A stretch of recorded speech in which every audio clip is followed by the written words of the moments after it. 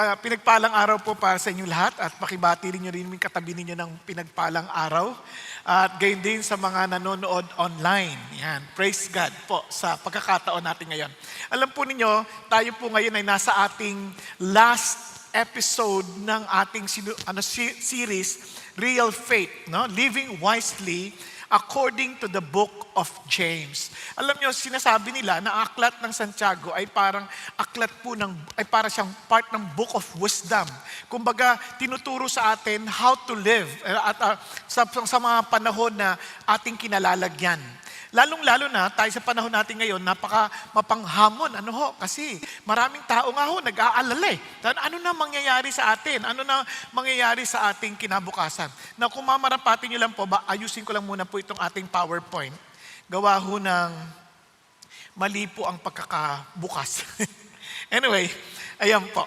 Now, alam nyo sa panahon natin ngayon, sa sobra ng mga hamon na hinaharap, pati yung ating kaba ay may presyo na. No? Nakita ko lang, napansin ko lang, sa isang jeep daw ito ang nakalagay. Minimum fare, 11 pesos. No? Kasi sobrang takot na ng tao Yan po nakalagay sa may jeep. No? Kaya sabi ko, wow, ganun na pala yung kaba ng tao. Ngayon, hindi lang yun. Naghahangad na sila dahil taas yung gasolina.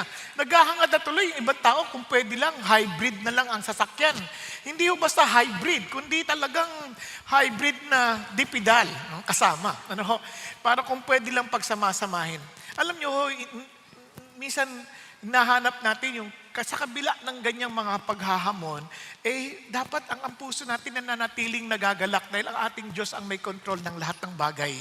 Amen po. Sabi po niya, rejoice in the Lord always. Again, I say, rejoice. Kasi alam niyo bigyan ko lang kayo ng kasi kamakailan lang ay nanganak yung aking anak. So sa madaling salita ay ako na po ay legitimate na apostolic minister. No, ako ay nasa apostleship na. No, may apo ako. Ngayon alam niyo nung una tinatanong nila sa akin, ano bang pakiramdam ng magkakaapo nung hindi pa nanganganak? Di sabi ko, wala lang. And habang nagtuturo po ngayon, bigla nag-flash yung picture ng bata nung nanganak na nga Biglang nagulat ako, bigla na lang tumulo ang aking luha. At biglang pinaalalahanan ako ng Diyos. Alam mo yung sigla at saya ng damdamin mo ngayon ay isang pagpapaalala ng aking damdamin para sa inyong lahat.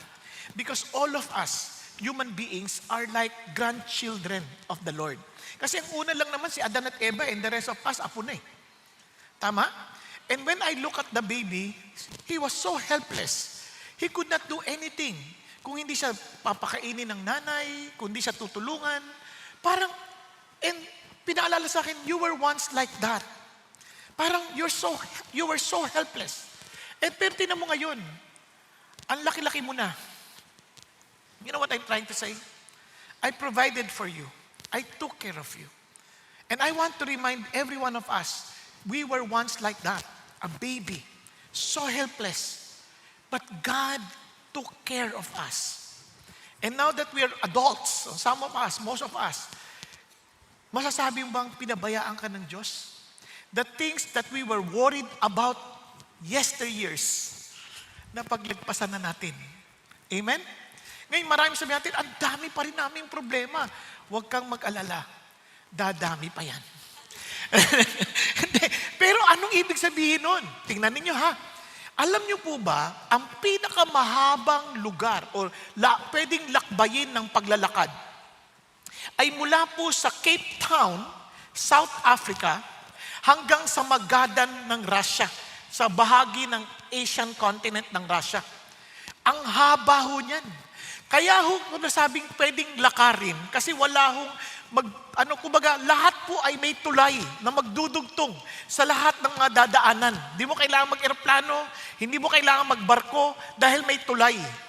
Kanya lamang sa laba nitong lakbay na to, umaabot ito ng mga 22,387 kilometers. Can you imagine that? At Google ka ng 4,492 hours to travel para sa paglalakad. At kung tuloy-tuloy, walang tulugan, mga 187 days. Pero kung every 8 hours yung paglalakad mo, tapos pahinga, a day 8 hours a day, maari na makaka-lakbay ka ng mga 561 days. Lalagpas ka, tatawirin mo ang 17 bansa, 6 na iba't ibang time zones, at iba't ibang season ng taon. Now, ba't ko ito kinikwento sa inyo? Sa kasalukuyan, ayon sa report, wala pang nagtagumpay na makatawid. Kasi tatawirin mo ang Sahara, ang init ng Sahara Desert. Tatawirin mo ang lamig ng Siberia. Talaga iba't ibang biyahe. Sobrang hirap. Almost to the point of impossibility. Pero bakit ko kinikwento sa inyo? Kasi ang Christian life, sabi nila, is not hard. It is not even difficult. It is an impossible journey without God. And let me just tell you this. Yung Christian life, yan po ay marami ang nakatawid. Marami na ang nauna sa atin. And they were able to endure. They were able to overcome. At yung faith that worked with them is the same faith working in us. Kaya tingnan nyo po, sabi ng Bible, na napakaliwanag sa Hebrews 12, sabi niya, therefore, since we have so great cloud of witnesses, ito po'y tumutukoy doon sa mga nasa chapter 11. And sabi niya nun, surrounding us, let us also lay aside every encumbrance and the sin which so easily entangles us, and let us run, look at the words, with endurance, the race that is set before us. So sabi niya, ano tayo? Tuloy tayo sa ating pagtakbo. Ay, ito, pakinggan niyo ha. And fixing our eyes on Jesus, the author and perfecter of faith. Now, kaya ho yung sinasabi ting real faith, yan ay yung sinasabi ni James, hindi yan sumusuko. Hindi yan mahinang faith. Yan ay buhay. Kapag tinignan nyo ng mabuti, tingnan nyo, si Jesus mismo, yung pong pinaka-object ng faith, siya rin ang may akda at siya rin ang magpapaganap ng pananampalataya na yan. Kaya nga ho, tingnan ninyo, sabi niya, siya na-endure niya yung hostility ng mga makasalanan, laban sa kanya, pero napagtagumpayan niya yun. Kasi nasabi niya, kaya tayo rin, walang dahilan para sumuko. Kaya tingnan niyo yung summary, para mabalikan lang natin. Yung totoong pananampalataya, hindi yan sumusuko. Nagtutuloy-tuloy yan. At kayang sumunod yan sa salita ng Diyos. Balagi natin nasasabi, hindi namin kaya, tao lang kami. Of course, hindi natin kaya kung tayo lang. But the faith that we received from Jesus, the faith that He authored, the faith that He is perfecting, is a faith that obeys God's word. Hindi lang yun. Hindi madaling magmahal ng walang favoritism. Come on. If we're honest, we are prejudiced people. Lagi mukha pa lang tinitingnan natin, ay, ano yan, hindi mabuting tao yan. Wala pang ginagawa. Itsura pa lang. Di ba? Kaya doon pa lang alam mo na kagad na imposible yung sinasabi ni James. Yes, it is really impossible. Kung wala ang Diyos, hindi natin kakayanin yan. But the faith we receive, we do the impossible. Tingnan nyo, it proves through works. Hindi lang yun. Controlling the tongue? Naku po, ang hirap mag-control ng tongue. Who can tame the tongue? Every one of us stumbles in that area. Pero sabi ng Diyos, once that faith is perfected, magugulat ka how your tongue is being controlled.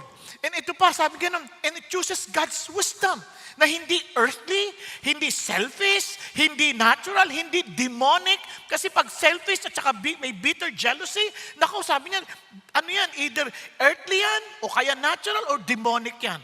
But the wisdom I'm telling you is pure, peaceable. Wow, talagang sobrang nakakatuwa na it's beyond us. And it submits to God's ways, surrenders to His sovereignty, and now is patient and prayerful. What does it mean? It only means that we can experience God's power. Nasusundan po natin. So doon ho tayo magfo-focus. And maybe to some of us, biglang nasasaktan tayo, parang ang tagal naman, yung tagal ko ng Christian, pero parang walang nangyayari sa akin. Isang posibilidad, baka mali yung faith na pinangahawakan natin. Ang isang posibilidad, totoo, pero hindi mo kailangan magmadali. Bakit? Naalala niyo ang may akda ng James? Sino? Si James. At si James, siya yung half-brother ni Jesus na hindi naniniwala kay Jesus. Pero eventually, naniwala din. Kasi nakita niya na nag-resurrect si Jesus, talagang sabi niya, yes, indeed, He is the Son of God. He is the Messiah. Kaya ang sabi niya, sabi niya, James, the bondservant of God and of the Lord Jesus Christ. Doon maliwanag ang inangkin niya na siya yung bondservant ni Jesus. At kaya naman, hinihikayat niya yung mga Christians, huwag kayong susuko ha. Para sinasabi niya, sinulat niya, in-encourage yung mga Christian, come on, huwag kayong susuko. Bakit? Kasi yung faith natin na totoo will persevere. Now, listen. Maraming mga tao, di ba, ewan ko, kung tatanungin niyo po yung mga farmer, ewan ko kung familiar kayo sa Chinese bamboo. Sa Chinese bamboo. Yung Chinese bamboo, pag yan ay tinanim mo, pag nakita mo yan, parang ang tagal. Parang unang taon, parang wala. Pangalawang taon, parang wala pa din. Pangatlo, pang-apat, parang ang ganyan lang, ang liit-liit lang. Pero pagdating ng ikalimang taon, maya magugulat ka. Doon sa ikalimang taon, in 6 weeks, bigla lang ho siyang uusbong ng napakabilis to 80 feet in just 6 weeks. Ang tanong, lumaki lang ba yung bamboo in 6 weeks? Obviously not. Kasi sa ilalim, pinalalago yan ng Diyos. Kumbaga, mayroong lumalalim na ugat. And minsan, ganun din sa Christian faith. Minsan parang walang nangyayari. Bakit ang daming ang tagal.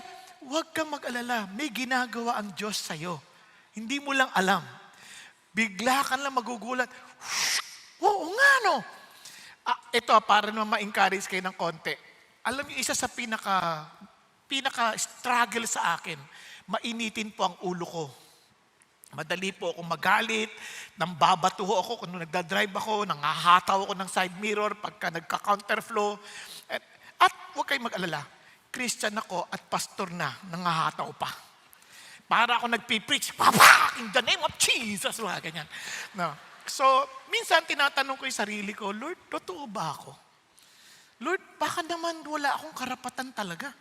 Ang tagal ko yung tinataglay. Pero maya't maya nagpe-pray ako, nagpapasalamat ako sa Diyos na alam ko babaguhin niya ako. Alam nyo, bigla na lang hindi ko maintindihan. Parang ba't hindi ako nagagalit? Malapit na ako mainis dahil hindi ako nagagalit. Ano nangyari sa akin? Parang, bakit ganoon? Dati nagpipreach ako habang nagdadrive. Siyempre ako lang makausap ko sarili ko. Pero, surprisingly, binago talaga ng Diyos. Sabi ko, anong ginawa ng Diyos? Bakit ganon? Anong nangyari? Hindi ko maikikwento sa inyo muna ngayon, pero pag nagising ka na, kikwento ko sa'yo. Pero what I'm saying is this, wag na wag kang susuko. God is doing something in you.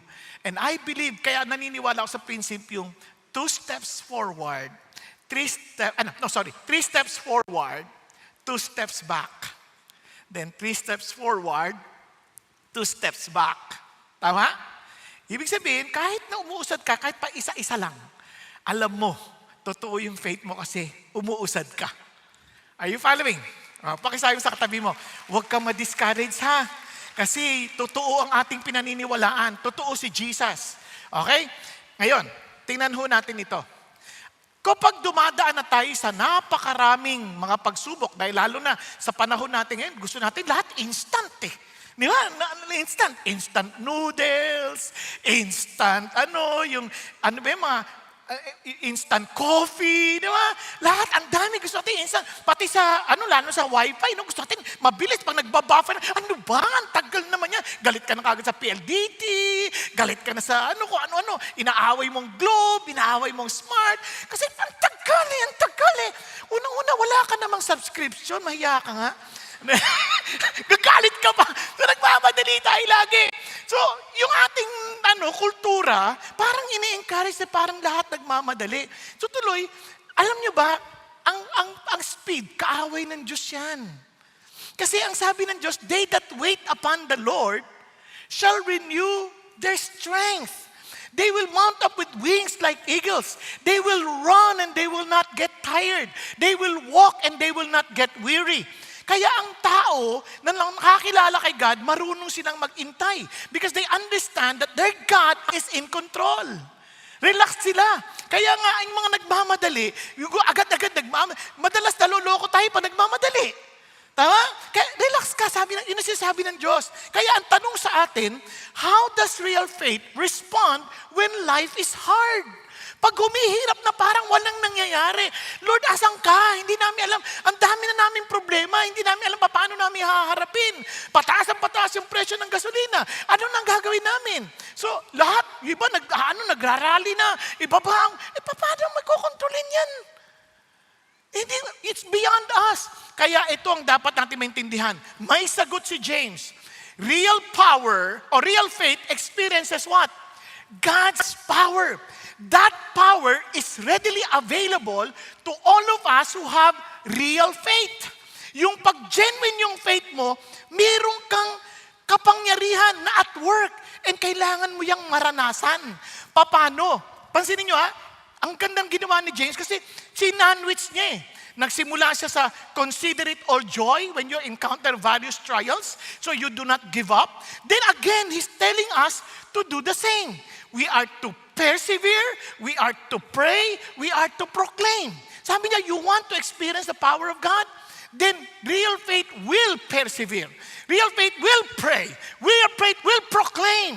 Hindi siya natatakot sabihin kasi totoo yung kanyang pinananampalatayaan ng Diyos at siya ay hindi mo kailangan magdalawang isip. Kayo are so confident to proclaim about Him. Now, tingnan po natin to. Let's start with the word persevere. Now, napakaliwan sabi ganun. Sabi niya rito, therefore, be patient. Alam mo ibig sabihin ng patient? Yung literal translation niyan, long suffering.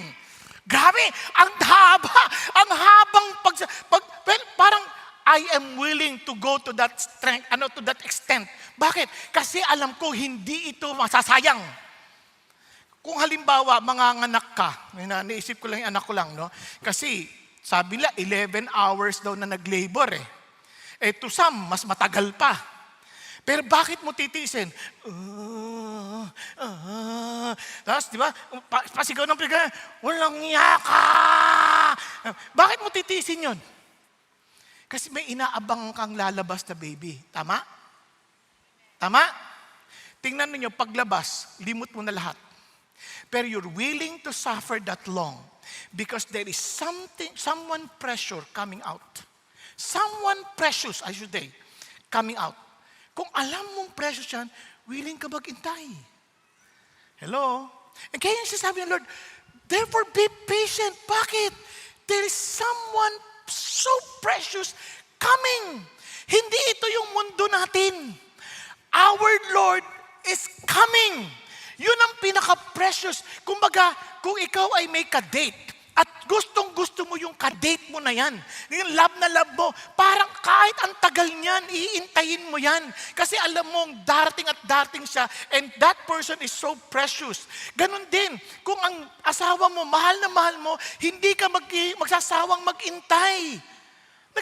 Anak natin, pagka late na dumating, hindi mo pinagsasawang antayin. Makakatulugan mo, yes, but you're always expecting that they are coming. Bakit? Because they are precious.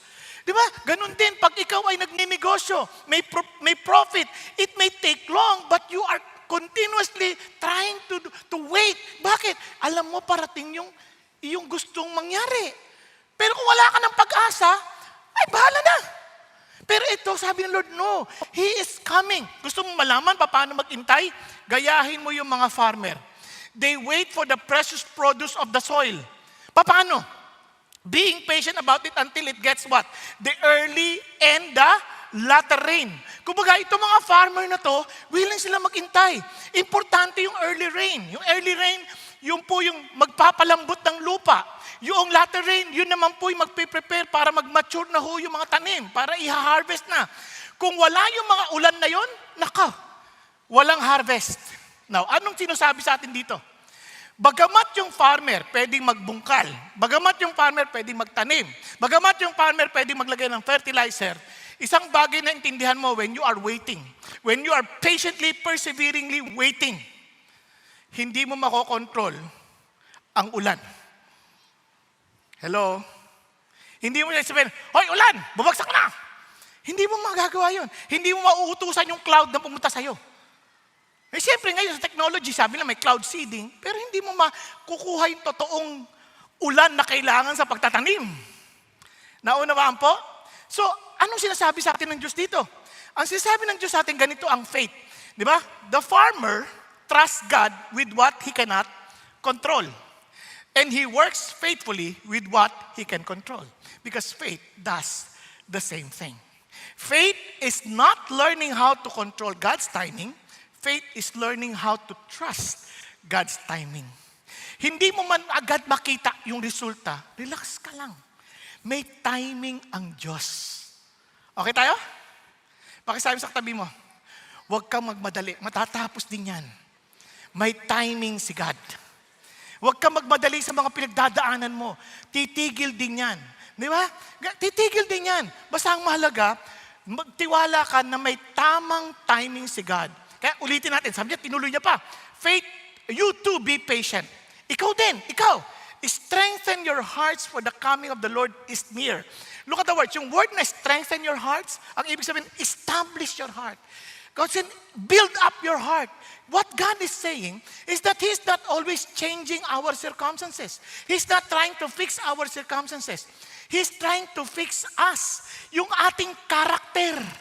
Kaya nga, establish your, kasi itong totoo, yung problema, yun ang naglalabas kung anong laman ng puso natin. Sabi nga ng isang author, crisis does not make a man. It only shows what man is made of. Di ba? Kaya alam mo kung ano yung laman ng puso mo, lalabas yun sa panahon ng may pressure. Kahit na, tingnan nyo, yung mga tao, magpupuri sa Panginoon niya, talagang pasayaw-sayaw pang ganyan, no? Gulatin mo, lalabas yung laman ng loob. Subukan mo lang, takutin mo lang. Lalabas yung katotohanan. Di ba? Kaya maraming tao, parang ano sila, okay sila. Parang ang bait, praise God, hallelujah. Nung naapakan na. Pag malambot, paa. Nga, ganun, lumalabas ang katotohanan. Para yung toothpaste pag pinisil mo, kung ano yung laman sa loob, yun ang lalabas. Kaya minsan nilalabas yun ng Diyos, hindi para hiyain tayo, kundi just to show us where God wants us to become better. Okay tayo? Hello? Kaya tingnan nyo, pagtaas ang gasolina, dali sabihin, the Lord provides. Yun kung meron ka. Biglang wala, biglang tumaas yung gasolina. Ay, nako, ano ba yan? Sisisihin na si Trump, sisisihin na si Netanyahu, sisisihin na si Kuminei. Di ba? Kung sino-sino na sinisisi. Sisisihin ng presidente, sisisihin ng ang mga nasa gobyerno. Hindi. Ang Diyos may hawak sa lahat. Naunawaan? Establish your heart. Learn. Ano yung dapat natin matutunan? Di ba? Kasi trials reveals what is inside us. You see, God is not not to fix our circumstances. He is what? To form our character. So tuloy tayo sa verse 9. Kaya do not complain, brethren, against one another, so that you yourself may not be judged. Behold, the judge is standing right at the door. Ano napansin niyo? Pag nape-pressure tayo, sino sinisisi natin? Sa bahay, pag malang kakainin, kanya-kanyang sisihan na yan. Tama? Hindi ka kasi nagtatrabaho Kulang kinikita natin. Away na yan. Teka, sino ba nagpo-provide? Si Lord. Hindi naman yung asawa mo Hindi yung kumpanyang pinagtatrabahuhan. Si Lord ang nagpo-provide. Kaya huwag nating isipin na tayo ang nagkumikilos, kaya tayo Of course, pag tayo ay masipag, sabi ng Diyos, bibigyan niya tayo.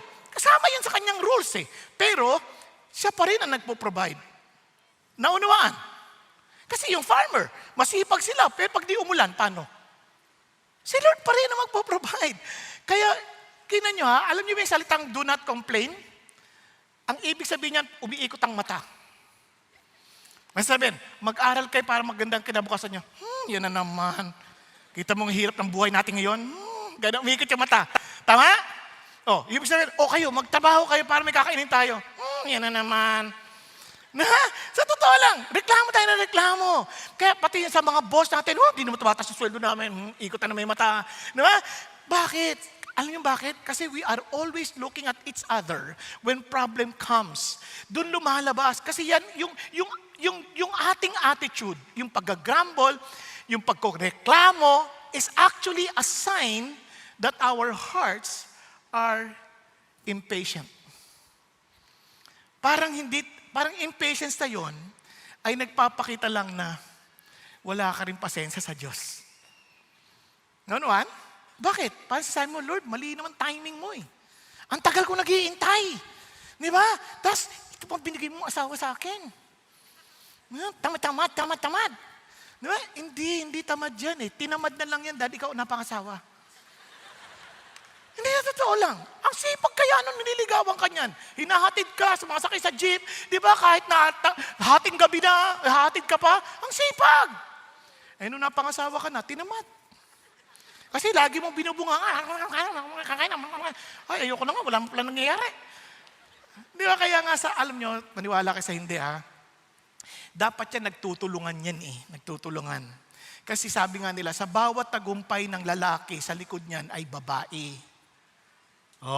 Di ba?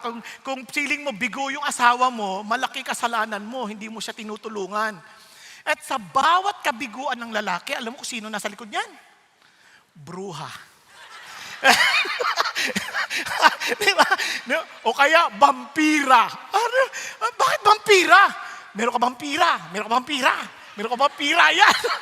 Talaga nakakarindi yan. Di ba? Sinisip-sip lahat ng dugo mo. Kaya tuloy, hindi nagiging nahihikayat. Hindi siya natutulungan to become better. Now friends, listen to this. Kung naniniwala ka that our God is in control and He loves us, do you think He will allow anything that will destroy us? Pag-isipan niyo. Tanong mo yung kasama mo ngayon, palagay mo binigay ng Diyos para sirain ka? Hindi. It is to build us up. Amen? It is to build us up. Kaya nga, don't be impatient with God. God is in control. Because hard seasons reveal what's really living inside our hearts. Naunawaan po? Kaya nga, tingnan nyo, sabi sa verse 10, as an example, brethren, of suffering and patience, take the prophets who spoke in the name of the Lord. Can you imagine? Ang gilang niyang example, tingnan niyo yung mga propeta. Yung mga propeta, they speak the very word of God. But it doesn't mean that they are comfortable. Bakit? Si Jeremiah was imprisoned. Si Elijah was hunted. And many prophets were rejected. Ang hirap ng kanilang buhay, but did they stop doing the very mission that God entrusted them to do? They never did. Tuloy pa rin sila. Bakit? Kasi alam nila, it's not about our comfort. It is the mission that God placed upon our hearts. Kasi hindi naman ito ang mundo natin eh. One day, He will come and He will reward all of us. Diba? Kaya nga, tatandaan natin ito minsan, nagagaya sa amin, Lord, ang faithful ko sa iyo, tapos ganito pa nangyayari sa amin. Friends, faithfulness never guaranteed comfort. It has always guaranteed God's presence. Maintindihan nyo yan. Mag-handle kayo ng D-group. Ano ba to? Akala ko, be-bless kami. Una, parang ako, bless ako. Nag-attend ako ng D-group, nakakatuwa. Naghahanda ka na ngayon. Nagluluto ka na. Ini-invite mo sila. Tapos biglang hindi darating. Something came up. Nakaluto ka na. Tapos, buti sana ko isa lang. Mamaya, nagte-text isa. Something came up. And nobody came up. Lahat, bakit ganyan? Di ba? Sunod-sunod. Nung una, exciting. Pangalawa, parang pahirap ng pahirap. Yung iba naman, magdadala na ng food, nakaka-excite. Yung iba, pag marami na nakikitang pagkain, hindi na nagdadala. Nag-uuwi na lang. Di ba parang, ay ano na nangyari sa amin? At itong maganda, nag-aaral ka. Paghahanda mo sila. Magre-reklamo pa sila sa turo mo. Nakakaantok naman siya magturo. Inuulit lang yung sinabi no Sunday.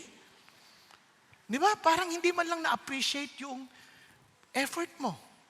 Huwag kang mag-alala, hindi sila ang judge, si Lord. Kaya nga, tatandaan natin ito, minsan, nagagaya sa amin, Lord, ang faithful ko sa iyo, tapos ganito pa nangyayari sa amin. Friends, faithfulness never guaranteed comfort. It has always guaranteed God's presence. You may not see it immediately. Yung gagawin ng Diyos sa atin. He's fixing and continually forming our character. Kasi nga, ang importante, yung presence ng Diyos. Yun yung iiyak ka, Lord, grabe, nahirapan na po ako. And you would sense the very loving embrace of God. Yun ang isang bagay na hindi mo may pagpapalit. Now, in verse 11, we count those blessed who endured, who have heard of the endurance of Job. Biglang ginamit niya si Job. Kasi grabe yung pinagdaanan ni Job. And I've seen the outcome of the Lord's dealings, that the Lord is full of compassion and is merciful. Pag binasa mo yung Bible, walang kasalanan si Job. He was so faithful to God. And yet, in one day, he lost everything.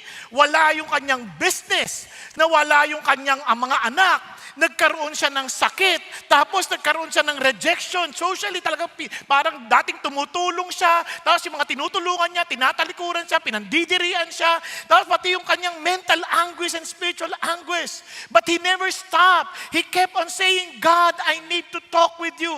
I need to explain myself to you. Talagang sa kanya, isa lang gusto niyang kausap, Lord, kayo lang. Hindi siya maintindihan ng mga kaibigan niya. He was being condemned. Diba? Yung pinagdadaanan mo kasi makasalanan ka, kasi walang niya ka, kasi maraming pinalilamangan mo kapwa mo. Di mo, hirap na hirap ka na, tapos pinagbibintangan ka pa. Hindi madali yun.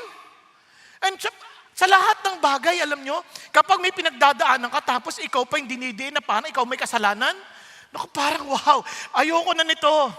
Pero amazingly, si God, pwede naman siyang pabayaan na eh. Pwede sabihin, bahala ka na sa buhay mo. But God never did that. Anong ginawa niya? God Himself appeared to Job. At sabi niya, then Job answered, nagpakita na si God sa kanya. And Job answered the Lord and said, I know that you can do all things and that no purpose of yours can be thwarted. Hindi pwedeng pigilan ng layunin mo, O Diyos. Who is this that hides counsel without knowledge? Sabi tuloy ni God, therefore I have declared that which I did not understand, Lord. Sorry, Lord. Marami akong hindi naiintindihan. Because at first he was trying to say, Lord, wala akong ginawa. Ito ako, mabuti akong tao, pero ito nangyari sa akin. Lord, you have to explain this to us. Marami sa ating ganyan. Lord, hindi namin naintindihan anong ginawa namin, anong kasalanan namin. Paliwanag mo. Di ba? Yung iba pa sa atin sabihin, pagdating ng araw, pag nakita ko si God, ang dami kong tanong. Hindi totoo yan. Pag nakita mo si God, tulad lang din ni Job.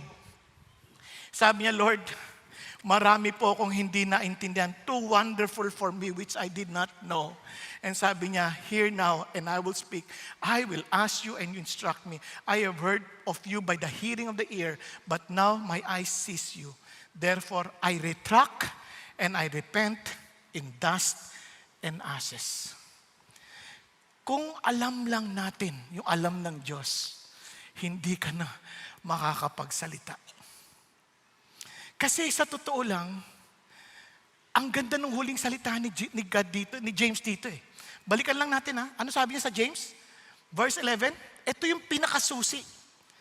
That the Lord is full of compassion and is merciful. Hindi man natin maintindihan ang kanyang ginagawa, isang bagay na tiyak ako. Without God's compassion and mercy, we're all dead. Tapos na tayo. Kaya nga ho, itong kantan to, isa sa mga paborito ko itong kanta eh. Pero itong kantan to, papaalala sa atin, walang bagay nangyari na hindi mabuti. Narinig niyo na itong kanta na to, di ba? Hindi ba? Alam niyo to, hindi niyo lang maalala. All things work for our good. O, naalala niyo na? Hindi pa rin. Though sometimes we don't see how they could. Struggles that break our hearts in two. Sometimes blind us to the truth. Okay? Naalala niyo na? Hindi mo maalala, nakatulog ka eh. Our Father knows what's best for us. His ways are not our own. When your pathway grows dim and you just don't see Him, remember, you're never alone. Hindi ka nag-iisa. He promised that He will never leave us nor forsake us. God is too wise to be mistaken. God is too good to be unkind. So when you don't understand, when you don't see His plan, when you can't trace His hand, trust His heart. He is compassionate and full of mercy. You can trust the heart of God. He cares and loves us. Kaya alam niyo po, minsan nakakalimutan lang tayo magpasalamat eh. Yung asawa ko nakakainis na eh.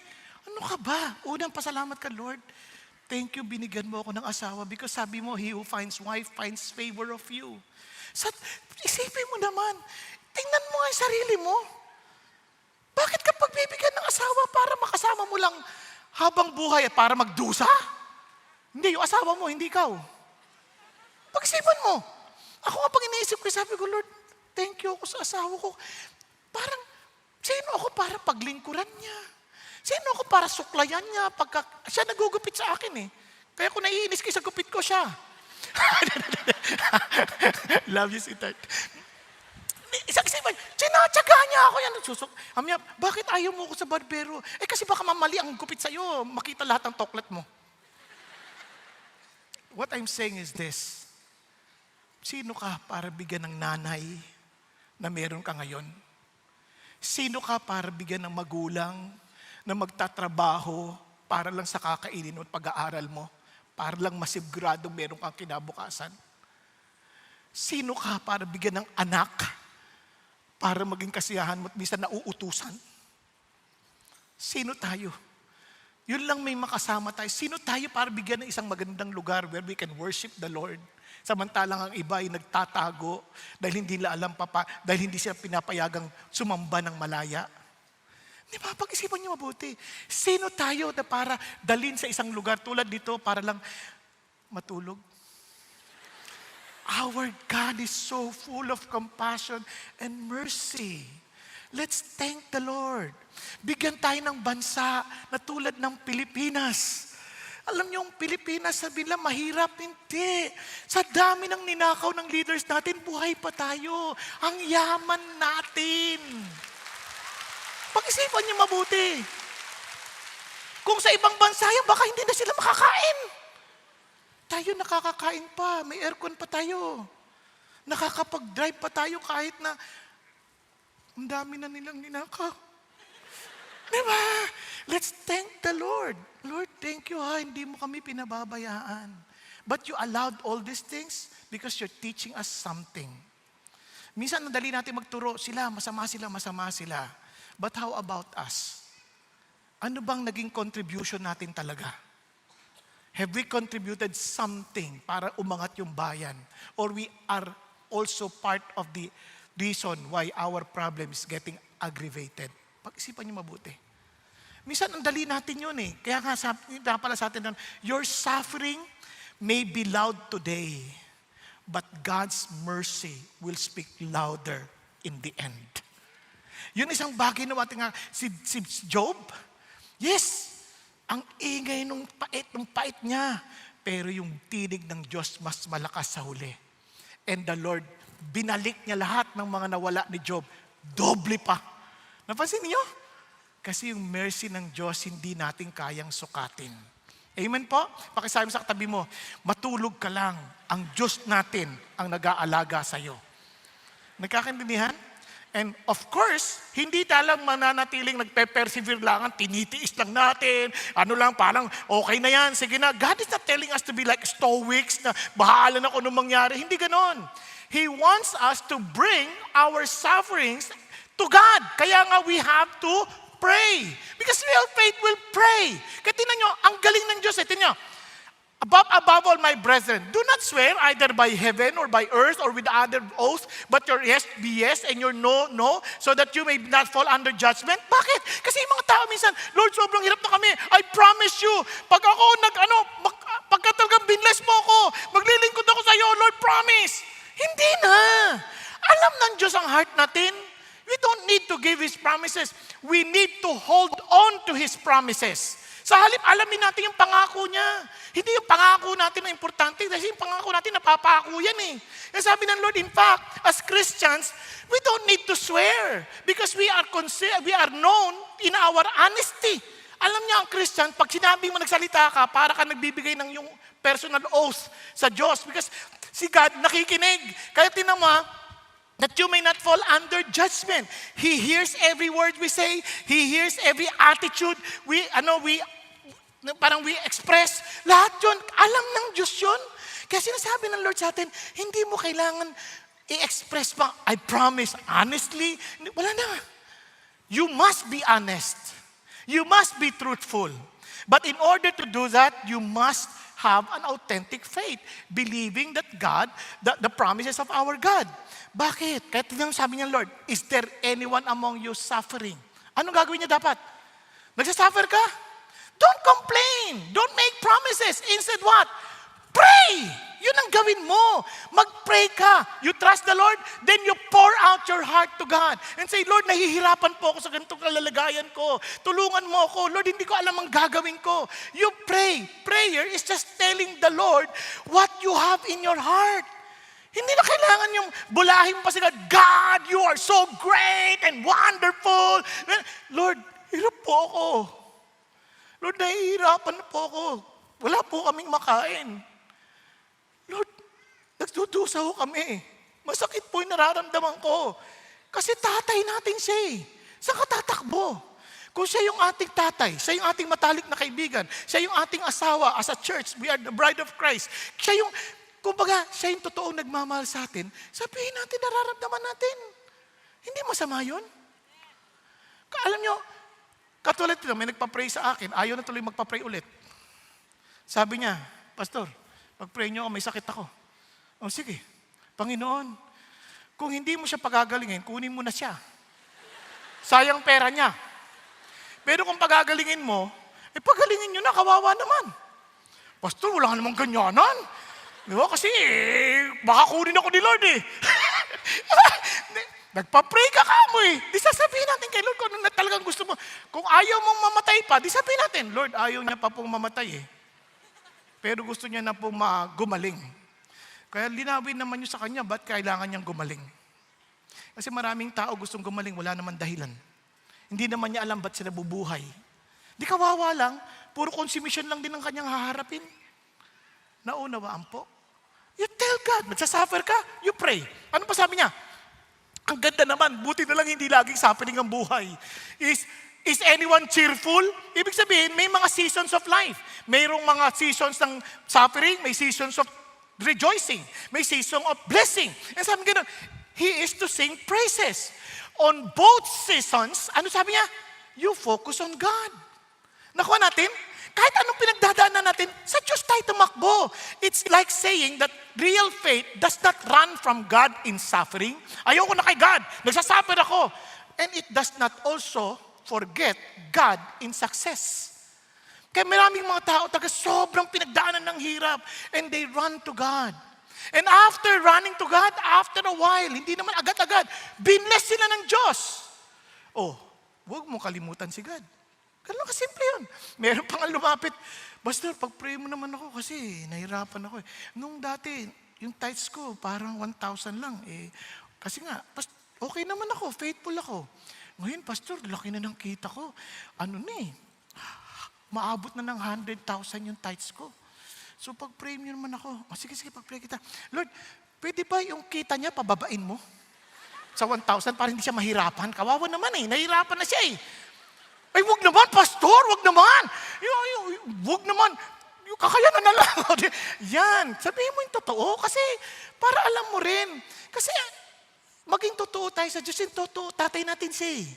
Sa totoo lang, nagpapasalamat talaga ako sa Diyos kasi siya talaga yung natatapunan ko ng aking nararamdaman. Oh Lord, nahirapan ako pa nagpipreach ako, natutulog talaga siya eh. Sinasabi ko talaga. Sabi ko, pero wag niyo naman siyang patulugin ng tuloy-tuloy ha. What I'm saying is, I'm open and telling God what I feel. If I'm suffering, I pray. If I'm rejoicing, I sing praises to Him. Are you following? So, napaka-simple na sinasabi ng Diyos. And let's continue. Sabi nga doon, tingnan nyo ha. You see, bigla sabi niya, is anyone among you sick? Ano, bakit pati-pati pag may sakit? Then, he must what? Call for the elders of the church. And they are to pray over him. Alam nyo ba, pag nagsasuffer ka, minsan kaya mo pa kahit mag-isa ka lang eh. Kapag ikaw ay masaya, siyempre kayang-kaya mo kahit mag-isa ka. Pero minsan, pag may sakit ka, parang feeling mo nag-iisa ka na talaga. Lalo na kung nakarating ang ganun, parang wala kang maasahan, wala kang masabihan, lalo na kung byuda ka pa, wala kang matawagan. Ano gagawin mo? Yun ang nakalimutan natin. Tayo'y kabahagi ng isang katawan. Tayo ay kabahagi ng isang church. Kaya alam nyo, sa laki na ganito, tatandaan nyo, during that time, ang kanilang church ay house to house. They meet. Kaya nga in our case, we grow in small groups. Kaya may small groups. Kaya minsan we encourage you to be part of the small group so that you would understand what it means to be part of the body of Christ. Kasi iba, parang, ba't ako mag-small group? Busy-busy lang ako. Kaya pagdating ng araw, nakita mong talagang kailangan mo ng panalangin, wala kang malapitan. Bakit wala kang makitang pamilya? Wala kang makitang pamilya kasi we need to understand that we are not alone. Yes, God's presence is there. But one of the manifestation of God's presence, alam nyo ano? His body, the church. Ang sarap no na meron kang kapatid na alam mong kasama mo, nagpipray. Kaya sabi niya, then he must call for the elders of the church. Yung mga sa small group, yung mga leaders, puntahan ka, ipag-pray ka. Hindi mo kailangan yung pastor. But in the body of Christ, in the smaller settings, andyan sila, they can pray for you. Those who are ahead of you, those who are more matured in the relationship with God. Nakaka-encourage kaya. Ito na sabi niya, and they are to pray over him, anointing him with oil in the name of the Lord. Anong gagawin natin? Since we're part of the body of Christ, ano sabi niya? Tingnan niya, you pray for the sick, then you anoint with oil. Ano ibig sabihin ng anoint with oil? Dalawang ibig sabihin. During the days of Jesus Christ, yung oil, medicinal yan. Naalala niyo yung Good Samaritan? Nung meron siyang na hold up, ano ginawa niya? Pinahiran niya ng oil. Dala niya lagi yun. Kasi to them, it's medicinal. At the same time, yun din ang isang paraan, parang to remind them of the presence of God. Kasi it symbolizes the Holy Spirit. So ang idea, parang gusto kong i-encourage ka, okay lang, kung ang gusto ng Diyos sa iyo ay mapadoktor ka, nandito kami, sasamahan ka namin kung kinakailangan. Kung kailangan mo ng gamot, nandito kami, tutulungan ka namin. Pero ang iba, lalapit kung kailan may kailangan, hindi sila kilala. Kailangan tulong po, nagatin ako si CF. Saan? Kanino? Kaninong D-group ka? Sino area pastor mo? Hindi ko alam. Pati mo alam. Dapat kilala mo yung pamilya mo. Naunawaan po? Sa dami naman loloko sa panahon natin ngayon, yung ang bangko may sistema na, nagloloko pa Gagamitin pa yung bangko Lahat, sa church pa kaya? Alam niyo man, daming dito lalapit, pingin tulong. Kailangan namin ng gamot. Alika, bili kita ng gamot. Ay, hindi kailangan ko pera. Kala ko gamot kailangan mo. Hindi, pera po. Sige. Saan ka bang, ano ba sakit mo? Tingnan ko nga. Uuwi po kasi akong probinsya sige, hatid kita sa bus. Yung iba hinatid na The following Sunday niya na naman. Bakit? Kala ko umuwi ka na sa probinsya. Di ba taga Bicol ka? Opo, pero bumalik po ako kasi parang walang gamot doon Naintindihan niya ibig sabihin? Paano kung walang small group, walang accountability? Kaya wag ko kayong magagalit kapag minsan parang ang laki-laki ng church, di ba lang ako tinulungan? Hindi po. Because this property that we have is not ours. They belong to Jesus. So we need to be responsible. We need to be good stewards. Kaya naman, may system din tayo. And God taught us that. Paano? They met in the temple and they met house to house. Para may sense of accountability. And everyone is working together for the glory of God. Okay tayo? Kaya I encourage you, be part of a small group. Di ba? Ngayon, kung hindi nyo alam paano ako magiging part, may Let's Connect. Ina-announce naman may Let's Connect. Kung gusto nyo, mag-Welcome Wednesday. Pwede kayo magkaroon ng group doon. Kung young people kayo, punta kayo sa Elevate. Kung mga singles kayo, punta kayo sa Big. Di ba? Kung sa adults, ang dami Pag gusto, maraming paraan. Pag ayaw, daming dahilan. Huwag kayo magagalit Sino sa inyo may small group na? Membro kayo na small group. Sige, taas yung kamay nyo. Oh, baba natin ulit. Sino yung wala pa? Wala pa. Huwag kayo mahiya. Hindi ka naman uusgahan. Wala pa. Wala pa. Okay. Konti lang. O sino dito yung hindi nagtaas ang kamay? Bakit? Ganun lang. Kasi alam nyo ho, it takes a lot of humility, it takes a lot of honesty to be part of a small group. Kaya naman, doon natin matetest yung totoong loving one another. Dahil kung wala yun, paano natin malalamang nagmamahal tayo? Kasi puro hipokrito sila doon eh. Huwag kang mag-alala. Kulang pa sila ng isa. Punta ka na. Di ba? We are not here to judge one another. We are here to help one another. Yun ang idea ng Diyos. Kaya nga, you anoint them with oil. And look at this. And the prayer offered in faith will restore the one who is sick. Ano ba ibig sabihin ng faith? Dapat ba yung uutusan mo yung sakit? Lumayas ka dyan, sakit. Hindi ganun ang faith. The prayer offered in yung bang faith dapat walang pagdududa kahit single doubt lamang. Hindi. Sabi nung isang, sa Mark chapter 9, Lord, I believe, but help me overcome my unbelief. It is an honest expression na sinasabi natin, Lord, ito po yung kalalagayan ko. Because I believe that you're God and you're real, you're a person, I'm telling you what I'm going through. That's faith. Lord, natutuda po ako, pitulungan niyo po ako. Naunawaan po? Kasi yun ang idea nun. Ito yung faith. Without faith, it is impossible to please God. Everyone who comes to God must believe that He exists. For He is the rewarder of those who believe in Him. Naniniwala ka nag-i-exist siya, then tell Him your concern. Tell Him your problem. Yun ang sinasabi. Kapag pinag-pray may sakit, may kami pinag-pray.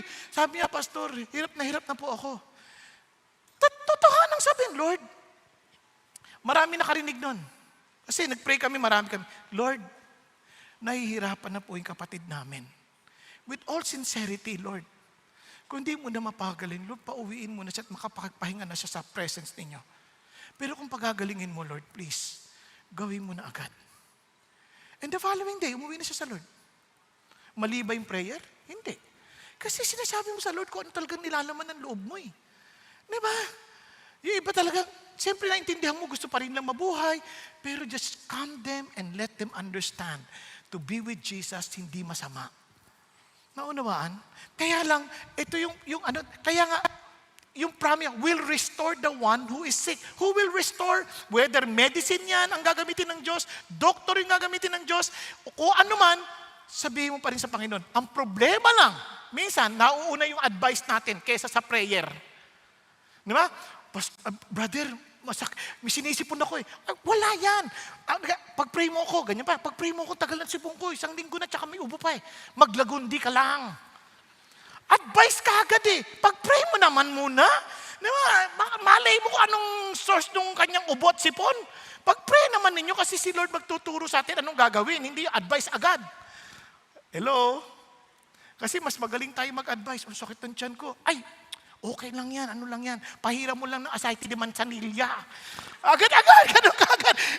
Bakit hindi? Humingi ng prayer, di pag-pray mo. Tama? Andiyan pa kayo. So yun ang isang bagay na madisiplina tayong konti. Yung anak ko, nilalagnat, pag-pray nyo naman. Ay nako, tawa-tawa lang.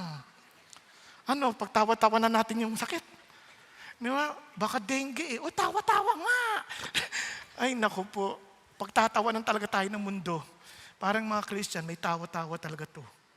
Hindi, makinig tayo sa Diyos. Amen? Mag-pray tayo. Then, the Lord will lead us. Kahit na doktor pa yan, kahit na gamot pa yan, kahit na walang medical intervention, si God pa rin ang nagpapagaling. And the Lord will raise him up. And if he has committed sins, they will be forgiven. Ano sinasabi niya? Minsan yung sakit, may kasalanan na nagawa. Kasi nangyayari din yun eh. Kaya nga, ang karugtong niyan, kaya nga ang mahalaga ito, when we pray, the prayer of faith is not confidence in our ability to pray. Minsan ganun eh. Hindi ako marunong mag-pray eh. Hindi naman. It is confidence in God's ability to act. Naunawaan? Doon tayo nakafocus kay God. Kaya naman, the power of prayer does not come from a perfect faith. Why? The power of prayer comes from a perfect God. Naunawaan? Andiyan pa tayo?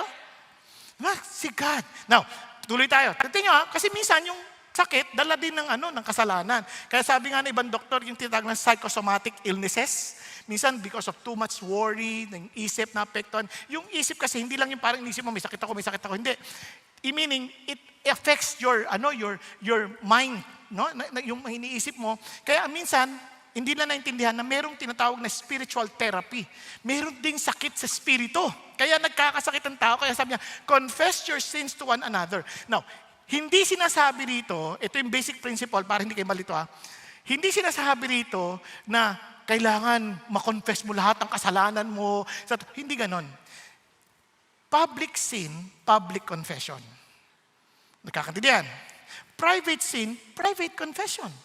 Ang idea ng confession dito is that you affirm, you confirm, you agree. In other words, sinabihan ka na, mali ang ginagawa mo. Ang tigas ng ulo mo, hindi.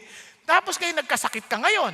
Bigla ngayon, oo, inaamin ko na, nagkasala ako. Yon. Kasi sinabihan ka na Yun ang idea ng confession dito. Hindi yung parang, kailangan i-confess mo lahat para gumaling na ako.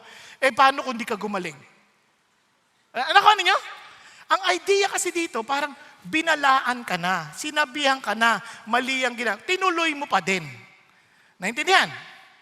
Andiyan pa kayo? Kaya sabi niya, so confess one and pray for one another. Tingnan niyo he did not inassure na mahihil ka so that you may be healed. Naunawan. Kasi may mga pagkakataon na yung sakit na yan, hindi necessarily gagaling ka. Magagaling ka sa Diyos, sa langit ka na. Pero minsan, pagagalingin ka talaga because it's really because of sin. Like bitterness, sinabihan ka na, patawarin mo na kasi yan. Ayaw mo pa rin magpatawad. Alam nyo, ang dami nagkakasakit because of bitterness. Di ba? Ngayon, iba naman, dahil sa kawo-worry, huwag ka na kasing mag-worry. Worry ng worry, nagkasakit. Naunawaan po? Kaya, minsan sinasabihan ka na. Then, sabi niya, teka, itong isipin nyo. The effective prayer of a righteous man can accomplish much. Now listen, para tayo magkaliwanagan. Secret sins sometimes keeps us sick. Confession opens the door for healing.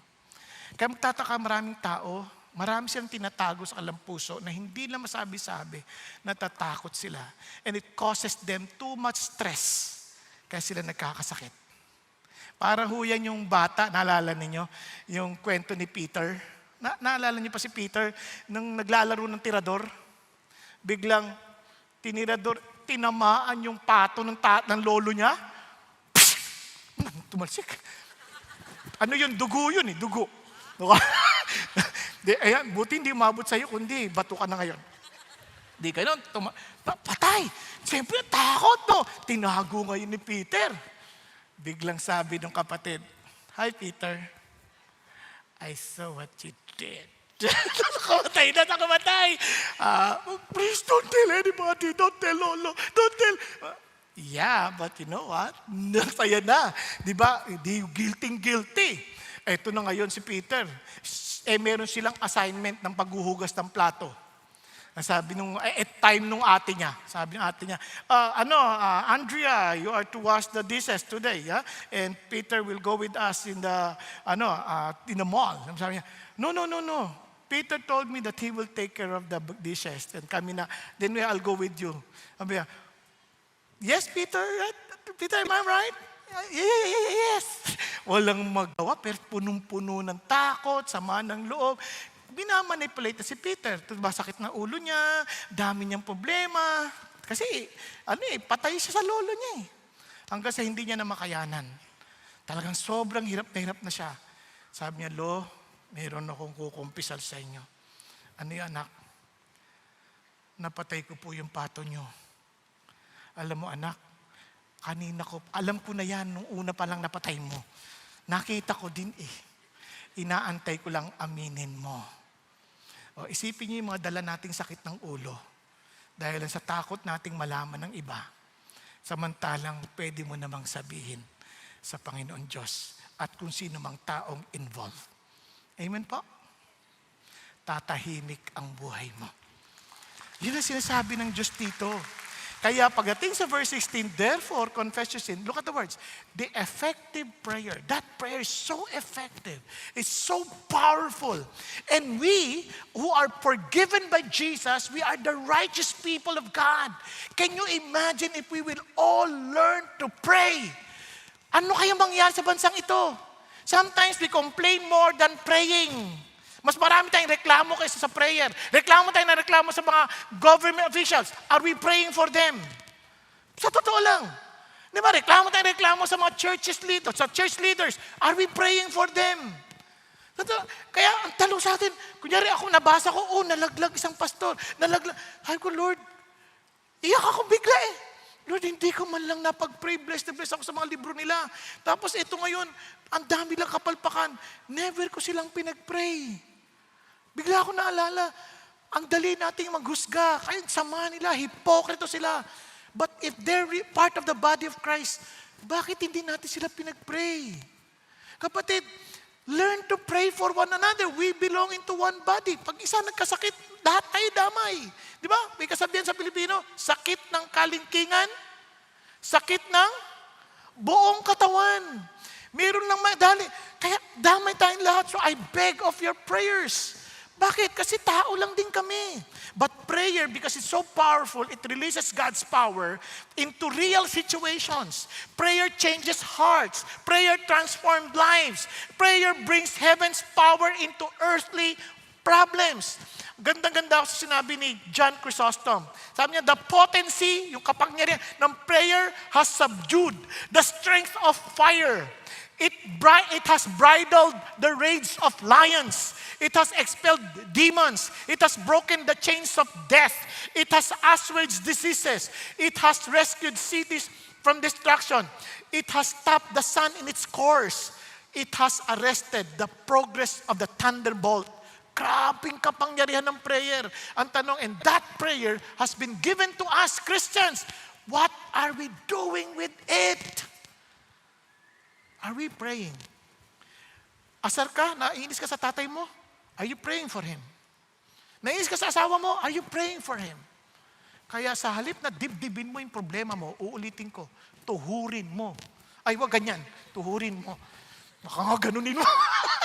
Patay yan, di ba? Hindi. Kaya we pray. We bring to God in prayer. And look at what he says. Elijah was a man with a nature like ours. Well, si Elijah, grabe, pinadala niya yung apoy eh. Grabe yun. Hindi ko kaya yun. He prayed and sinabi niya, wag uulan. Hindi umulan, 3.5 years. So sabi niya, grabe yun, hindi ko kaya yun. Hindi. Pareho lang na si Elijah. Ang sinasabi ng Diyos, tao lang din siya.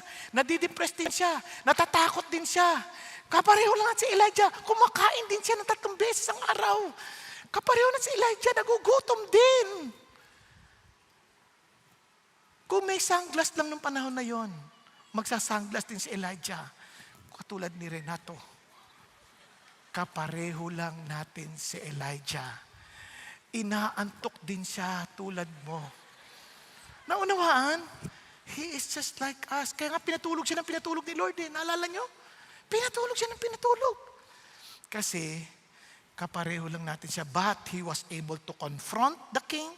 He was able to stand at the Mount Carmel against all false prophets because he prayed. Naunawaan po.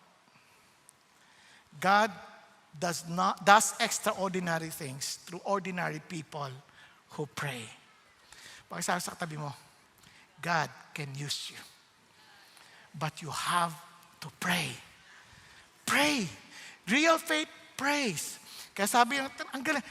Kaya pinaalala niyo ulit, then he prayed again. And the sky poured rain on the earth and produced its fruit. Friends, faith waits. Faith works. Faith prays. And God moves. Amen po? Kaya today, makakaread tayo ng testimony before we go to the last point na talagang nakita niyo how the Lord answered prayers. So andito po si Caleb and si Ronnie to share with us their journey of prayer. Because we believe in the power of our God. Amen po? Kaya naman, ang galing ho ni James, parang after telling us how difficult it is to journey in our Christian faith, bigla niyang pinaalalahanan. He book-ended with this.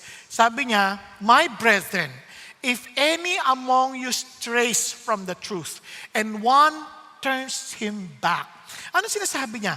Parang, listen carefully. Sinasabi niya rito, sabi niya, tingnan niyo yung tao hindi nagrebelde. Little by little, he strays from the truth. Now, alam niyo po, dito babantayan natin ang ating mga sarili. Kasi, bagamat yung faith ay totoo, minsan, kapag mali yung ating mga nasamahan, tandaan niyo, sabi rin ni Paul, bad company corrupts good morals. Hindi yan bigla. Unti-unti lang, a little compromise here, a little compromise there, magtataka ang layo mo na. Nakuha ninyo? Kaya yun ang isang bagay na dapat nating maalala. Kaya sa pinapaalala ng Diyos, yung mga distraction from God. Minsan, yung iba nga, hindi ko sa inilalahat, no? Iba, nagsimula muna, sige, ano nang muna tayo, online na lang muna tayo. Again, hindi masama yun kung talagang hindi kaya. Ha? O dito naman tayo. Kasi habang pinagagaan mo yung buhay mo, minsan hindi ko sinasabing lagi, minsan yung comfort, sinisira yung ating potential. Remember, may kasabihan na, comfort destroys potential. Kaya minsan wag natin hanapin yung madaling paraan. Kasi sometimes, if we are always looking for the easier route, ganyan, we get crooked sa ating mga lakarin. So God is giving us warning. Pero as a church family, hindi dapat yun, lumayo na siya, hayaan mo na yan. Wala tayong pakialam dyan. Hindi totoo yun. If we understand the faith that God gave us, hindi yan makasariling faith. Lagi nag-iisip yan on how we can work together and finish the race. Tingnan nyo, sa Galatians, sabi niya, "Brethren, even if anyone is caught in any trespass," nakita mo nagkasala, anong gagawin mo? Grabe naman! Christian ba yan? Ginagamit lang yung church niyan. Ginagamit. Agad-agad, meron na tayong kagad ganong judgment eh. Relax ka lang. Sabi niya, kung nakita mong nakasalanan, ano gagawin mo? You who are spiritual, you think you're spiritual, you think you're walking according to the will of God. Ano dapat mo gawin? Restore such a one in a spirit of gentleness. I-social media mo. Banatan mo! Ipakita mong masamang tao yan. Ganun ba? Yun ba sabi? Hindi. With gentleness, pero liitan mo lang ang sulat. Para gentle. Ganun ba yun? Di ba? Ang idea, each one looking to yourself so that you too will not be tempted. No? Bantayan mo kasi tayo rin mahina eh. Ang sinasabi niya, we care for each other kasi tayo, tao lang din tayo. We are all saved by the grace of God. We are not saved because we're good. We're not saved because we're self-disciplined. We are not saved because we are morally upright. No, we are saved because of the grace of the Lord. So let's be gracious with one another. Naunawaan? Minsan, Christian ka na, ha? Kapal ng mukha nito. Di ka na nahiya. Wag ganun. Be gentle. Kapatid, Christian ka na, hindi yan magiging mabuti para sa'yo. How can I help you? Di ba dapat ganun ang isip natin? Kahit sa mag-asawa, church ka pa, ha? Ay, mga magulang nag-elevate ka, tapos ganyan ka. Wag ganun. Wag natin gamitin yung mga, parang tinutulak natin sila. Tinasabi ng Lord, bear one another's burdens and thereby fulfill the law of Christ. Ano sasabi niya? Magtulungan tayo. Magtulungan tayo. Kaya alam mo sakit eh. Minsan, sabi nga nila, Christians are the only people who shoot their own wounded soldiers. Hindi ako payag. Kung masama yung tao, tulungan natin. Christian tayo eh. Naunawaan, huwag nating apakan. Kamali, sisiraan pa, aapakan pa. Huwag. Tulungan natin. Mahina tayo. Kaya sabi ng Lord, di ba? Yung babae, caught in an adultery. Ano sabi niya? Nagsulat eh. Tapos biglang yan gano'n. Sige, yung walang kasalanan siya, unang bumato. Unti-unti, nawala. Kasi ang idea niya, hindi ko sinasabing i-tolerate ng kasalanan. Kasi sinabi niya ulit sin no more. That worse will not happen to you. Tama? Sinabihan niya pa rin. But He's trying to help her to be restored. Kaya sa atin, yun ang ating iniisip. Kaya tinan nyo, sabi ng Lord, paalala niya, tinan nyo, let him know that he who turns a sinner from the error of his way will save his soul from death, and he will cover a multitudes of sins. Bago mo maisip pa yung ibang tao, yun lang kapatid mo, nakasama na eh. Minsan kasi, di ba, pagka wini-win natin yung tao sa Lord, tuwan-tuwa tayo from sinful, very sinful guy, tapos naging Christian, hallelujah! Tapos pagka nagkasala, parang lahat na pinupuna, bakit ganyan ginagawa mo? Bakit ginagawa mo? Hindi ko alam eh. Hindi ko alam na ganun. Hindi pala tama yun. Minsan hindi pa nila alam. Kaya tinuturuan pa natin sila. Tama ba? Eventually, they will know. But even then, tulungan pa rin natin sila kasi lahat tayo merong mga bagay na it takes a lot of time bago magbago. Kaya nga nagtutulungan. O, naunawaan. Andiyan pa kayo. Now, tingnan nyo ha. A healthy church, tanda natin to, does not ignore wandering believers. Nagkamali, mayroong mga questions sa isip, biglang may napunta sa maling paniniwala. Hindi lang, relax lang. I-guide natin. Huwag nating i-condemn. False prophet ka! Huwag naman ganun. Tulungan natin. Matututo din naman yan eh. Dahan-dahan kasi they will understand the truth because they see the love of Jesus in us. Are you there? Are you still there?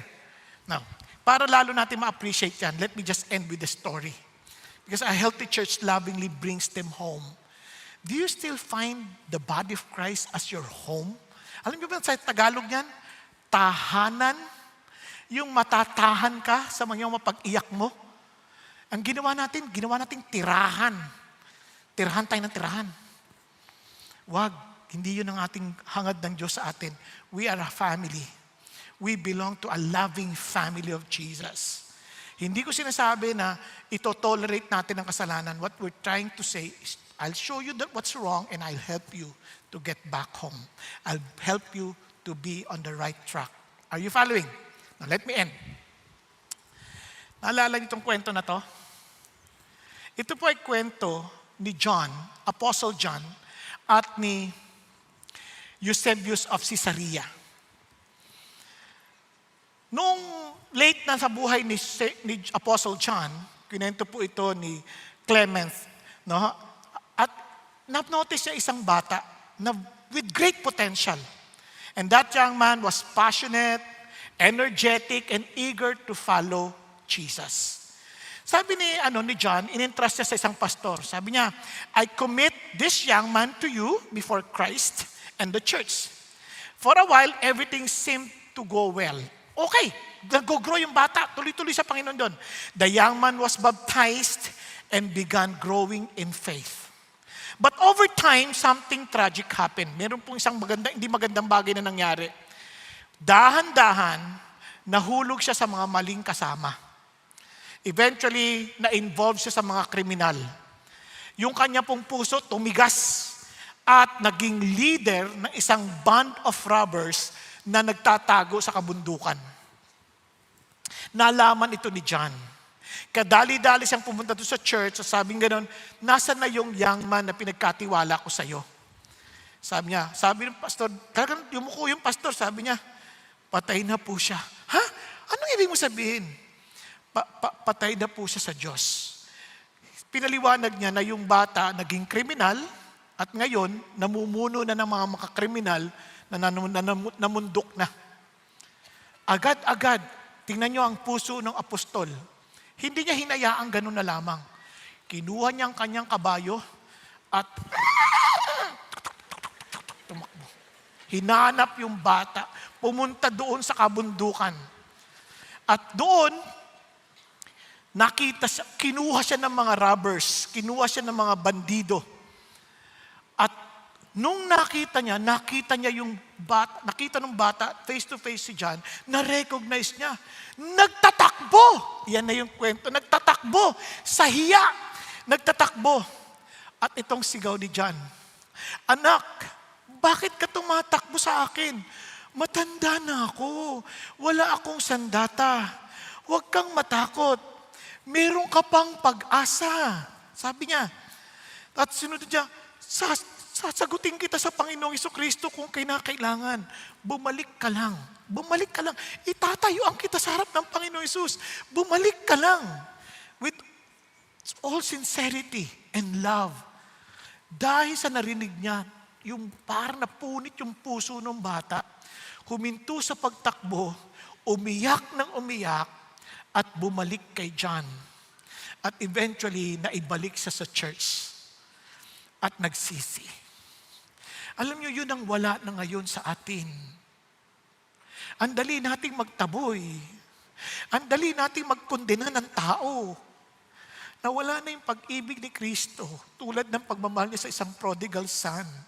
Na pagtapos niyang malaman at bumalik siya sa kanyang mga senses, yung tatay tumakbo at niyakap yung anak kahit napakabaho at amoy baboy. Niyakap, hinalikan, hindi pa humingi ng tawad. Wala na yun sa atin. Makikita yan maging sa ating pamilya. Ang dali nating magtanim ng sama ng loob at kinakansela ang mga tao dahil hindi sila lumalakad ayon sa ating sariling preferences. Remember this, people will never know that we belong to Jesus unless they see love for one another. Tayong lahat ay yumukot, pumikit. Hanggat hindi mo nakikita ang tayo na ligtas dahil sa biyaya ng Diyos, hanggat hindi natin nakikita na wala tayong ipagmamalaki sa Panginoon, yang pananampalataya na akala mong meron ka ay baka huwad. Dahil ang tunay na pananampalataya, kaya yan nagpe-persevere. Dahil maliwanag sa kanya ang pag-ibig ng Diyos.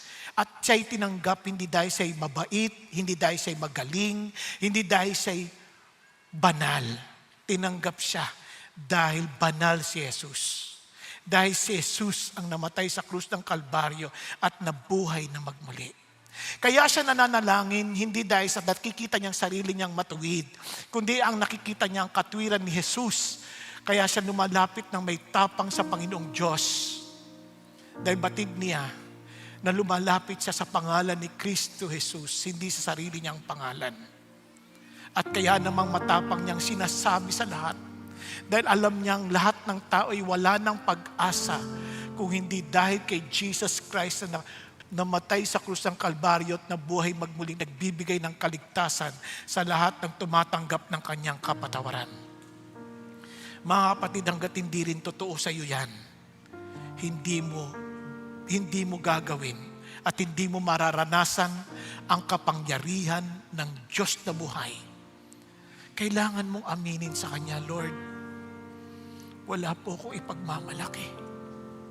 Ikaw lang ang aking kaligtasan. Kaya naman lumalapit ako ng may tapang dahil ikaw ang aking katwiran. At sa pangalan ni Jesus ako'y sumalapit sa iyo. At ito naman ay aking ihahayag na may tapang dahil alam kong wala ng ibang paraan para kami maligtas kundi sa pamamagitan mo. Kapatid, kung hindi pa ito totoo sa iyo, lumapit ka't nag-iintay ang Diyos dahil mahal na mahal ka niya. Dahil mahalaga ka sa Kanya, kaya siya namatay sa krus para makasama ka niya ng walang hanggan sa Kanyang kalangitan. Kaya't kailangan mo lang magpakumbaba at aminin, Lord, kailangan kita. Nanunumbalik ako sa iyo. Kung nagkulang man ang tao sa akin, hindi kayo nagkulang. Kaya sa iyo ako nagpapasako. Kaya kapatid, kung kinakausap ka ng Diyos ngayon, be humble. Taas mong kamay mo sa Kanya, Lord, ako po yun. I need your love. I need your grace.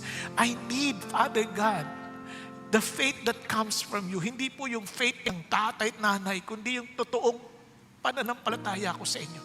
Kailangan ko po kayo. Yes, be honest before God. Tell God, Lord, thank you for loving me. Sabihin mo sa Panginoon Jesus, thank you Jesus for loving me. Thank you for dying on the cross for my sin. And thank you that you rose again from the dead to assure me that all my debts are paid. And thank you that you are coming back soon to bring me with you in eternity. Kaya naman, Lord, use me. Use me, Father God, to pray for others. Use me, Lord, to proclaim your truth to others. Use me, O God, that I may, Father God, model what it means to be persevering because of the faith that you've started in me, and with the same faith that you will perfect. Thank you, Lord Jesus. Thank you, Lord, for the new life that you have given me. And thank you, Jesus, that from now on, this faith will continue to grow and will continue to manifest as a living testimony to many. Thank you, Jesus. Thank you, Lord, for loving me. And thank you, Lord, that you will also help me to love others the way you did to me. Thank you, Jesus. Thank you, God. Hallelujah. We bless you, Lord. We honor you, O God. So I pray also, Father God, for the rest of the congregation. May you allow this church to be known with our real faith, manifested in love, persevering, praying, and proclaiming, because we love you Lord, because of your love for us. Thank you, Lord, for loving us first. Thank you, Jesus. We give you all praise. We give you